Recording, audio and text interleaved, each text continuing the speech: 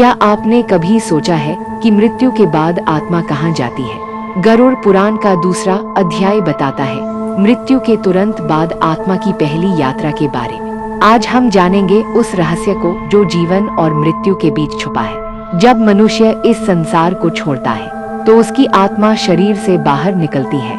यह आत्मा अपने कर्मों के अनुसार अगले मार्ग पर जाती है। गरुड़ जी विष्णु भगवान से पूछते हैं, हे प्रभु, मरने के तुरंत बाद आत्मा की क्या स्थिति होती है? भगवान विष्णु कहते हैं, मृत्यु के बाद आत्मा को अपने ही कर्मों की छाया घेरे रहती है। वह देखती है अपने पूरे जीवन को एक फिल्म की तरह, अच्छे कर्म, बुरे कर्म, सब कुछ। कुछ समय तक आत्मा भ्रमित रहती है। उसे समझ नहीं आता कि वह जीवित है या मर चुकी है। फिर यमदूत आते हैं काले भयंकर रूप में। वे आत्मा को धीरे धीरे उस मार्ग पर ले जाते हैं जिसे पितृलोक की ओर यात्रा कहा जाता है। इस यात्रा को सूतक काल भी कहा जाता है, जो 13 दिन तक चलता है। इन 13 दिनों में आत्मा अलग अलग जगहों से गुजरती है। जंगल, रेगिस्तान, अंधेरा मार्ग, कांटों से भरा रास्ता।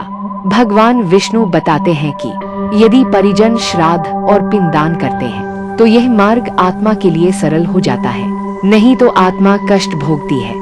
यह अध्याय हमें सिखाता है कि मृत्यु के बाद की यात्रा कठिन होती है, लेकिन श्राद्ध, दान और भक्ति से आत्मा को शांति मिलती है।